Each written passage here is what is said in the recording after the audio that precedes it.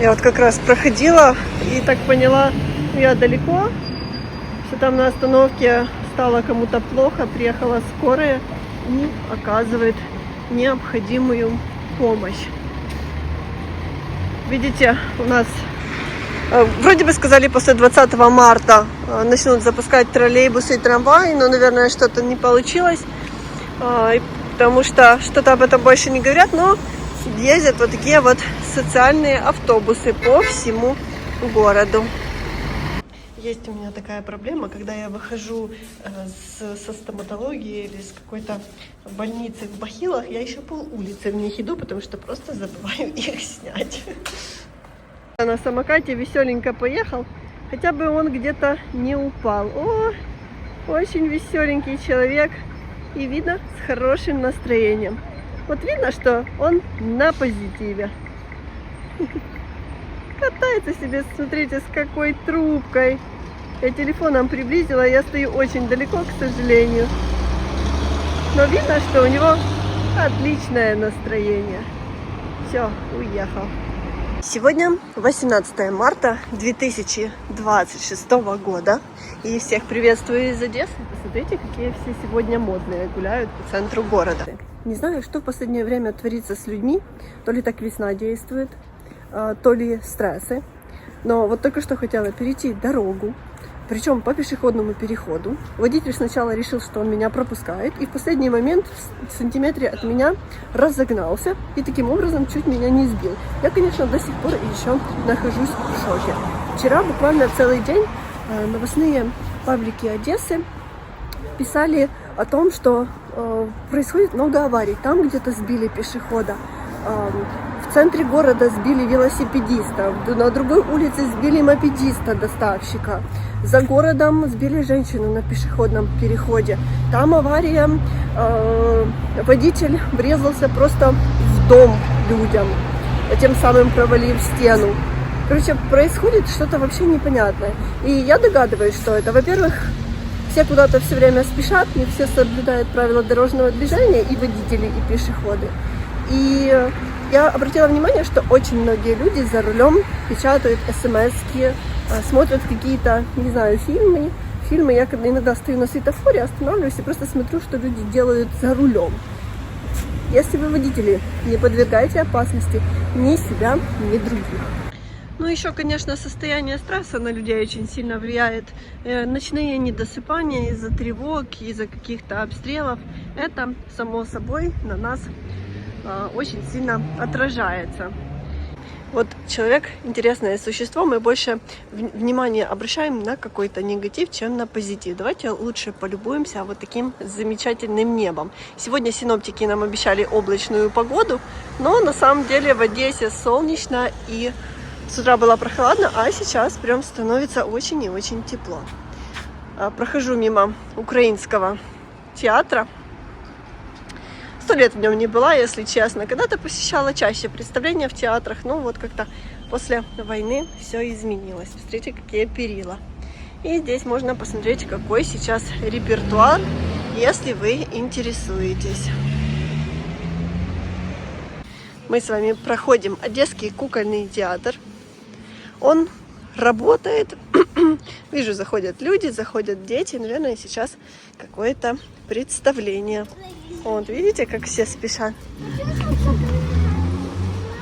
Я не помню даже, когда была в кукольном театре. Это было давно. И вот здесь можно полюбоваться самими куклами.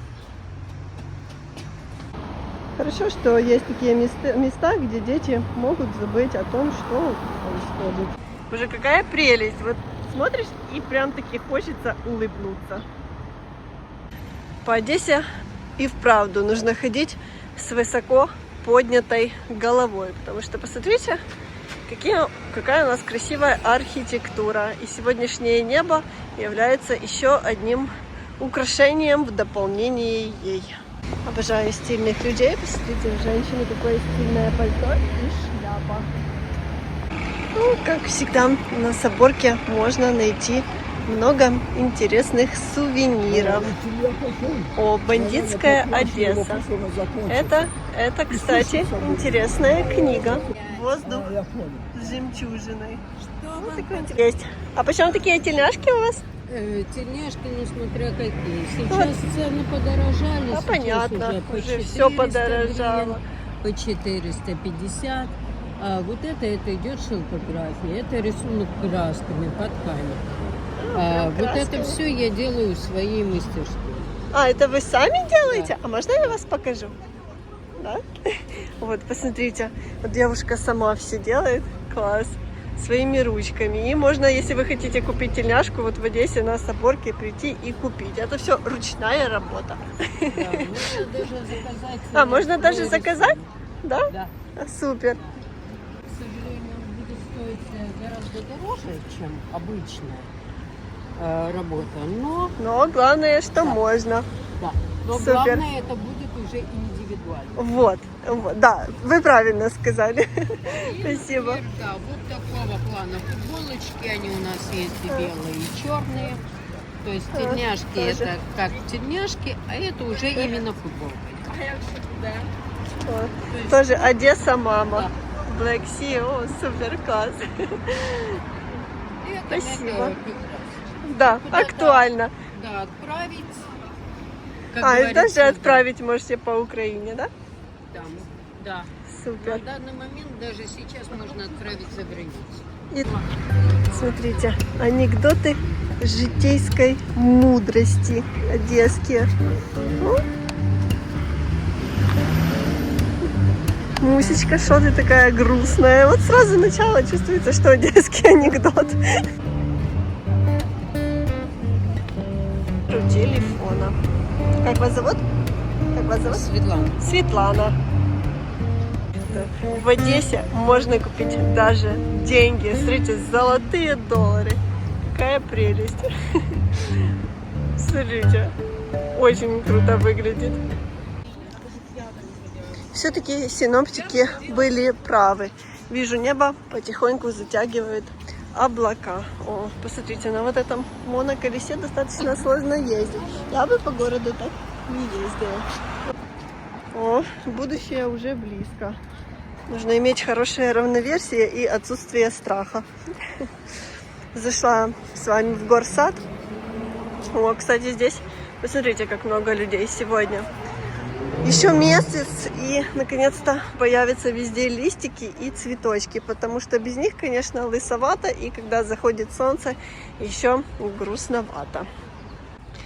Как раз погуляю и расскажу вам обстановку в городе. Многие зрители меня спрашивают, безопасно ли сейчас возвращаться домой, есть ли свет, есть ли вода, возможно ли жить сейчас в Одессе.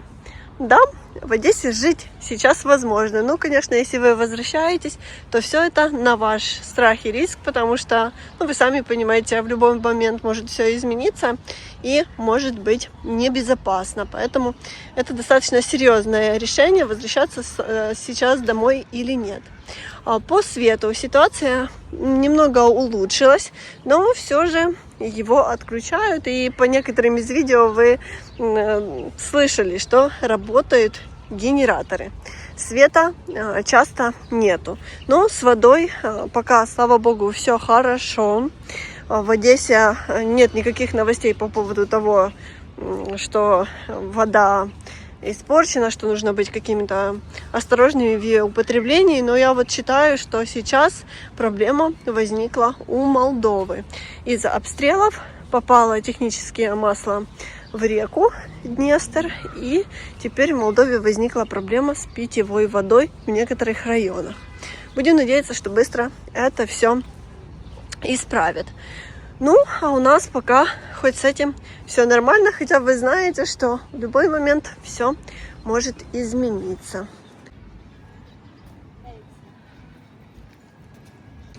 Кстати, сегодня среда, и я вижу, на Дерибасовской работают многие заведения в обычном режиме. Все, по-моему, работают в обычном режиме, потому что когда было отключение света, то из-за постоянной работы генераторов все время было написано, что работают рестораны только в пятницу, субботу, воскресенье, когда больше всего людей, потому что просто-напросто нерентабельно, и предприниматели уходят в минус. Но сейчас я вижу, ситуация улучшилось, к счастью. А скоро еще лето, приедут туристы, и будет всем счастье.